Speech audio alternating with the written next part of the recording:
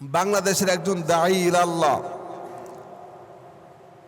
আবু তাহা মোহাম্মদ আদনান, এই ব্যক্তির স্ত্রী রিসেন্ট অর্থাৎ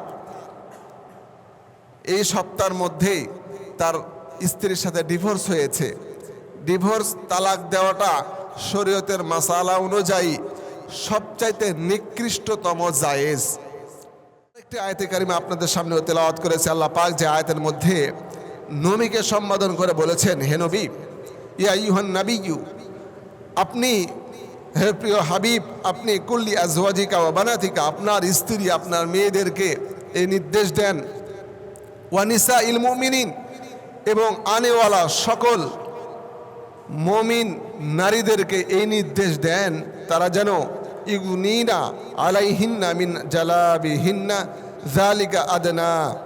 আল্লাহ পাক এখানে জানায়া দিলেন যে পৃথিবীর মানুষ, বিশেষ করে মেয়েদেরকে, আপনার স্ত্রী, আপনার মেয়ে, আপনার আনেওয়ালা উম্মতের মেয়ে স্ত্রীদেরকে অর্থাৎ মহিলাদেরকে এই নির্দেশ দেন তারা যেন তাদের ইজ্জতের হেফাজত করে, তারা যেন তাদের জবানের হেফাজত করে, তারা যেন তাদের পর্দাকে পরিপূর্ণ আদায় করে, এই নির্দেশ আপনি তাদেরকে দিয়ে দেন।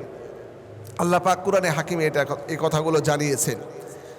অপর আয়াতে আল্লাহ পাক বলছেন, ওয়াকরনা ফি বুয়ুতিকুন্না ওয়ালা তাবাররাজনা তাবাররুজাল জাহিলিয়াতিল উলা। হে নবী, আপনার উম্মতদের মেয়েদেরকে আপনি জানান তারা যেন জাহিলি যুগে যেই নষ্ট মহিলারা বাজারে যেত, বিভিন্ন জায়গায় বাহির হতো, এভাবে যেন তারা বাহির না হয়।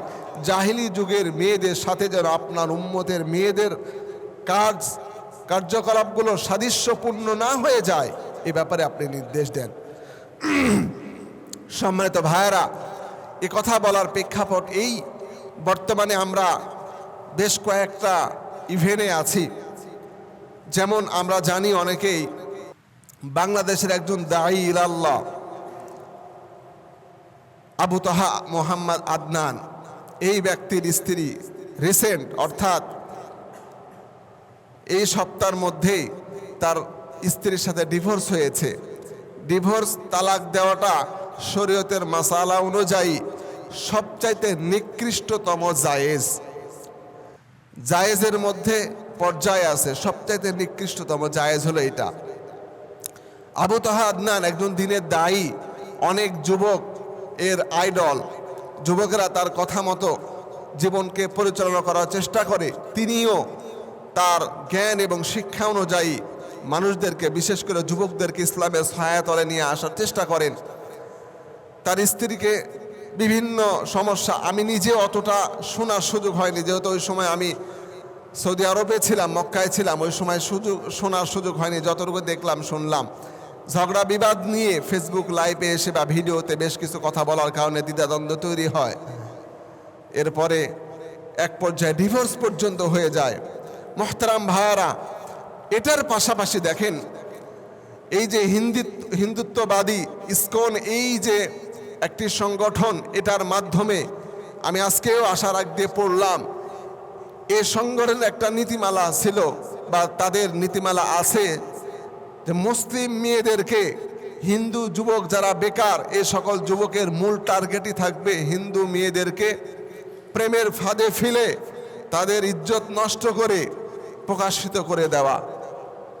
করে দেওয়া, এইটা একটা তাদের টার্গেট।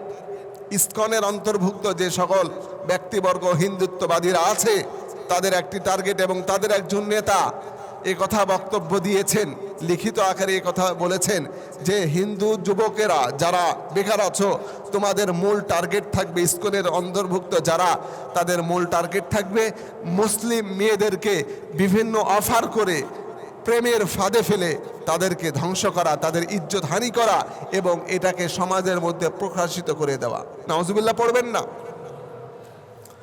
আমার ভাইয়েরা, আল্লাহ রাব্বুল আলামিন এই জন্য আমাদেরকে বিশ্বনবীর মাধ্যমে সতর্ক করে জানিয়ে দিয়েছেন, দুনিয়ার মানুষেরা শোনো, ওয়াকরনা ফি বুয়ুতিকুন্না ওয়ালা তাবাররাজনা তাবাররুজাল জাহিলিয়াতিল উলা। পৃথিবীর মানুষেরা শোনো, তোমাদের মেয়েরা যদি জাহিলিয়াত যুগের মেয়েদের মতো সমাজের মধ্যে চলাফেরা করে, নিজেদের ইজ্জতটাকে না ঢেকে পর্দার অন্তর্ভুক্ত না থেকে যদি তারা সমাজে চলাফেরা করে, তাহলে মানুষেরা, যুবক সমাজ যখন মেয়েদের দিকে নজর করবে, আল্লাহ পাক বিশ্বনবীর মাধ্যমে নিজে জানিয়েছেন মেয়েদের মধ্যে আল্লাহ পাক আকর্ষণ রেখেছেন। রাসূল আকরাম সাল্লাল্লাহু আলাইহি সাল্লাম হাদিসের মধ্যে ঘোষণা দিয়েছেন মেয়েদের মধ্যে আল্লাহ রব্বুল আলামিন আকর্ষণ দিয়েছেন। ওই আকর্ষিত চেহারা, আকর্ষিত বডি ল্যাঙ্গুয়েজ, বডি যখন দেখিয়ে বেড়াবে তখন কিন্তু যুবকের আকৃষ্ট হবে। আর একজন ভালো নামাজি যুবক পর্যন্ত যখন সে ওই আকৃষ্ট নারীর দিকে তাকাবে, শয়তান কিন্তু রেডি আছে ওই যুবককে নষ্ট করার জন্য। সেটা তো মুসলমান যুবকের কথা। অপরদিকে একজন হিন্দুত্ববাদী ছেলে, যদি হিন্দুত্ববাদী একজন যুবক মুসলমান নারীদেরকে উলঙ্গ অবস্থায় দেখে, অর্ধ উলঙ্গ অবস্থায় দেখে, বেপর্দা অবস্থায় দেখে, তাদের তো ইসকনের অন্তর্ভুক্ত যুবকদের তো টার্গেট এটাই, মুসলিম নারীদেরকে তাদের প্রেমে কেমন ভাবে ফাঁদের মধ্যে ফেলে, বিভিন্ন কিছু অফার করার পর মুসলিম নারীর প্রেমে পড়ে যাওয়ায় ওই মুসলিম নারীর ইজ্জত হানি করে। ইতিপূর্বে বাংলার জমিনে অনেক প্রমাণ আমরা দেখেছি, অনেক নিউজ দেখেছি।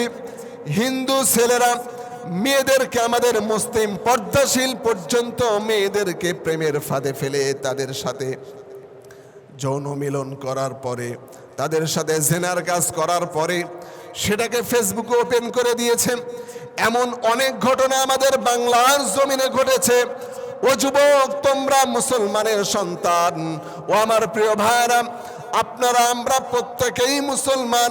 আমাদের ঘরে আমাদের মেয়ে ভাস্তি, আমাদের স্ত্রীরা, আমাদের বড় ছোট বোনগুলো আমাদের বাসায় থাকে।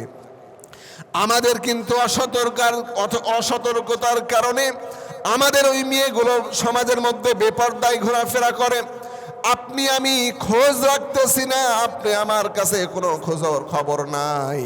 আমার ওই মেয়ে আজকে প্রাইভেটে যাওয়ার পরে কোন ছেলের সাথে কথা বললাম, কোন মেয়ের সাথে চলাফেরা করা শুরু করে দিয়েছে, এমনও ঘটনা ঘটেছে। মেয়ে বান্ধবী আছে আমাদের বাংলার জমিনে, এরকম অহরহর ঘটনা ইতিপূর্বেও ঘটেছে। বান্ধবী তার বান্ধবীকে বেড়াতে নিয়ে যাবে বলে অন্যান্য যুবকদের হাতে তুলে দিয়েছে। গণধর্ষণ করার পরে ওই যুবতীর আর কোনো খোঁজ পাওয়া যায় নাই। এমন ঘটনা ঘটেও অনেক বাবা মা তাদের মেয়েকে জীবন থেকে হারিয়ে ফেলেছে। ঠিক কিনা বলেন? বাস্তবতা তো। ইসকন এর অন্তর্ভুক্ত যে সকল যুবকেরা আছে তাদেরকে কিন্তু টার্গেট দেওয়া হয়েছে মুসলিম মেয়েদেরকে প্রেমের ফাঁদে ফেলে তাদেরকে ধর্ষণ করতে হবে, তাদের ইজ্জতটাকে সমাজের মধ্যে ওপেন করে দিতে হবে।